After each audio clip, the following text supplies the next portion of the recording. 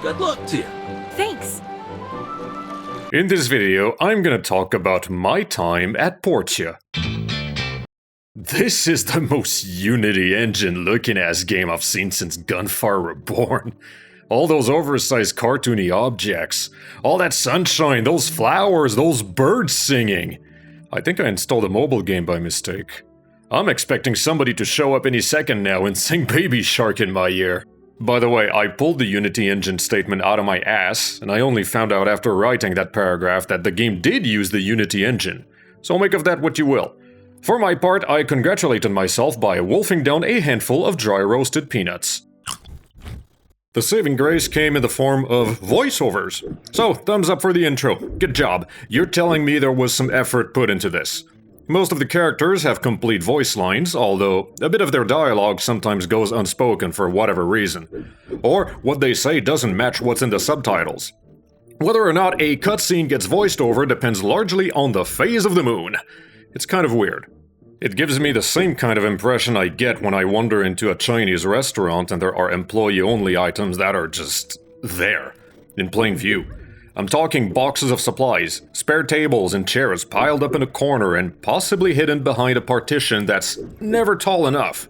No matter where you sit, you always somehow feel too close to wherever it is they wash the dishes. The design philosophy of the entire place feels like they tried to make it good, but they called it close enough about 3/4 of the way, and now the warehouse is spilling into the dining room. It's always kind of surreal, despite how good the food happens to be. And I feel like it contributes to the mystical adage of the sketchier the place looks like, the better the food is. I am not going to end the video right away and say that, in short, this game is a Chinese restaurant. But I will mention that the game was made by a Chinese studio. Funny how things can line up sometimes. That's another handful of peanuts for me. We have to keep this in mind though. We have to always remember that credo of taking care of the essentials and then giving up at the polish stage. The customer sat down and ordered the main course. That's what they came here for. Nobody cares that the only dessert is a ball of vanilla ice cream or a fortune cookie that legally qualifies as vintage. The core gameplay, the main course, is around being a builder. And despite what all the NPCs tell you, building stuff to the benefit of the commissions you get at the commerce building is the intended way to earn your income. That means resource gathering by knocking trees over and digging into rock, crafting intermediate components and building blocks, and finally, putting it all together at your assembly station with your materials in hand and clicking them all into place. As proof that this is the main course above all, nearly all of the side quests involve you building something for somebody or bringing items somewhere to put them to use. That's perfect and good. A few of the missions feel like tiny little jobs unworthy of your attention, but the bit of tedium they introduce serves as a way to tie the player to the world he is becoming a part of. It's not just great grandiose projects, it's also minuscule fix-its that you perform as a favor to your neighbors.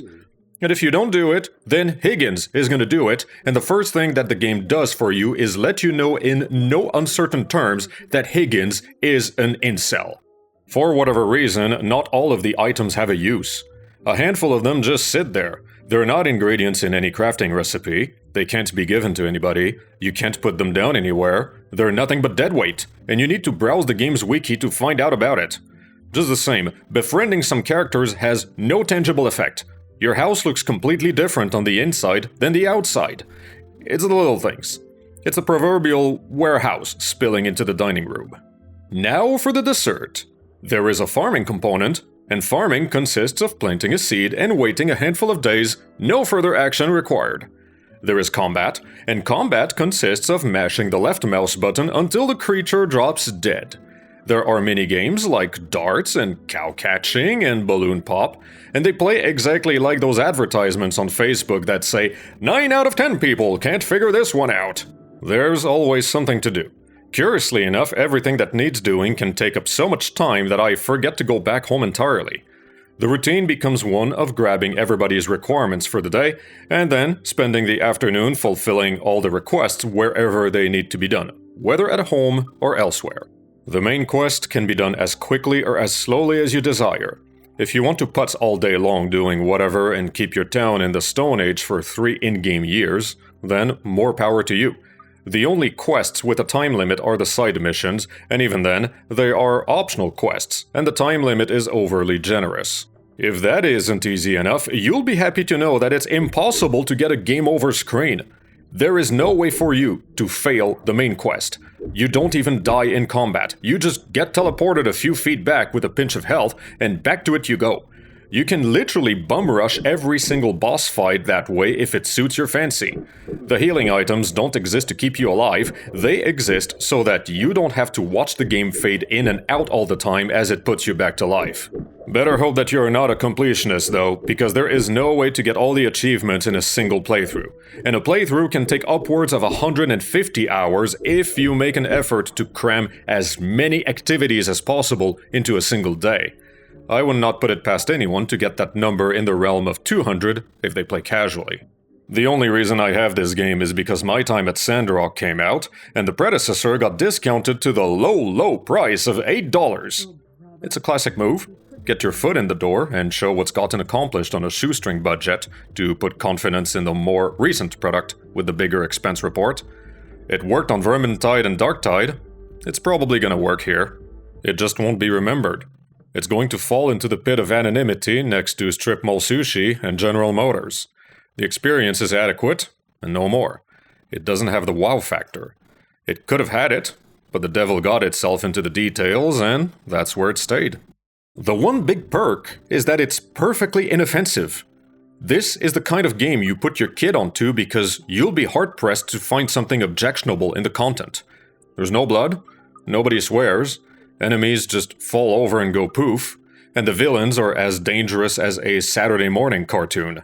It deals with a few of life's realities, happy or sad, and it does so in a very soft way that will earn it an easy pass in all but the most Republican of households. It's the perfect kind of game you put your kid onto to put off the moment they discover Skibidi Toilet.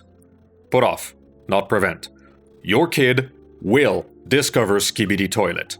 You're just trying to delay the inevitable long enough for them to discover it only after they've developed the ability to get bored of the bullshit they were intending to spew non-stop for hours.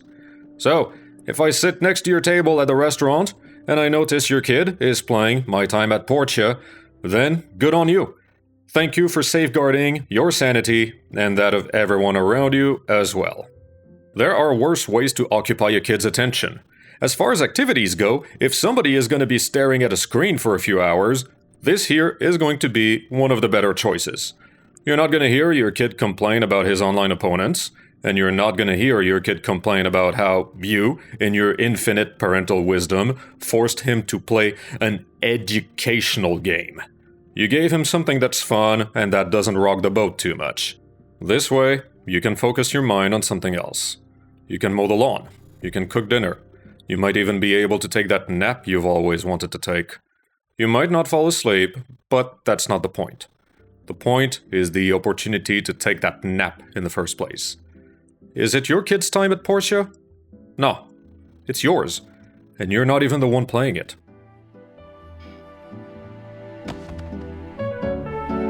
In short, this game is a pacifier.